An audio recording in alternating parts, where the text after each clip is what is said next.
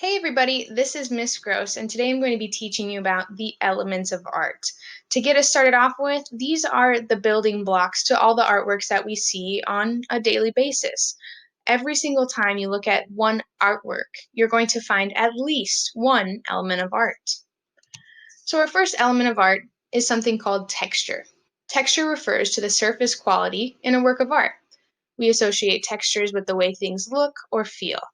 Everything has some sort of texture, physically or visually. So when we're walking around, the carpet or ground underneath our feet is a texture.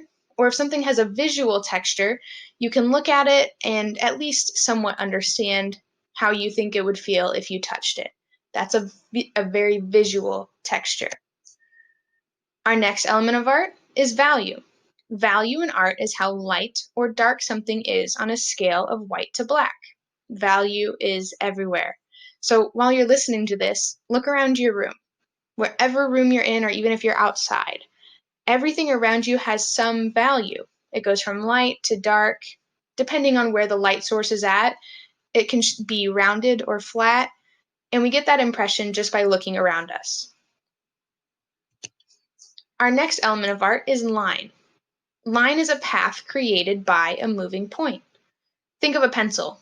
Every time you put it down, you make a dot, and then if you drag it around, that's a line. Lines can be straight, curved, dash, zigzag, and more, obviously, as you look to the right of this direction here. We have horizontal, vertical, diagonal, and the line quality can be varied as well. Line quality also refers to how thick or thin a line is. You can see that on the right side there.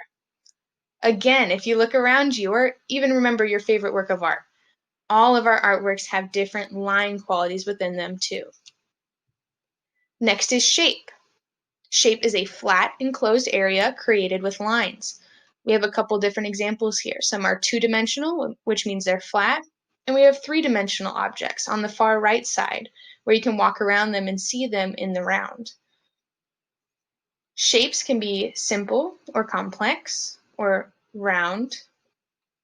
You need to think about that as we look around and contemplate how we can incorporate these into our own artworks. Form is a three-dimensional shape. Forms are well-rounded and more than just a shape. You're not drawing a square anymore, but you can physically think about or walk around the object. You can see different sides of it. It has an underneath, a top, a side, a right side. You can think about walking around it and, of course, observing how it can be different from different angles around the room. Now we have color. Color can create a general mood or tone to a work of art. Colors can be warm, which are red, orange, and yellow. Those are the warm colors. Or cool, which would be blue, green, and purple. Later we'll go into more complex theories behind color, but this is a general explanation right now.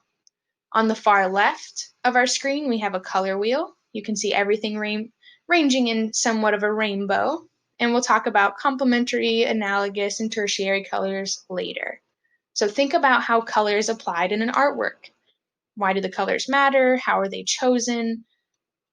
Most artists are intentional with their color, which means they have a purpose behind it. Then we have space. Space as an element of art refers to the feeling of depth within an artwork. Space also refers to how an artist uses the area within their artwork to make a composition. So space can be very narrow or flattened, like the work on the far right side, where you can see the bottom, in a sense, of their composition.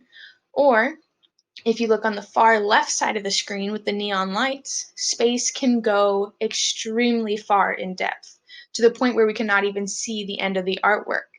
Or it can be somewhere in between, kind of like the illustration in the middle, which is a comic book cover. This is called Moon Girl and Devil Dinosaur, and it has a space composition that's kind of in the middle. It has depth, but also can be narrow because of the foreground, the middle ground, and the background. This is our last element of art. Thank you all for listening. I'm excited to see how we apply these in our own artwork in the future. Bye-bye.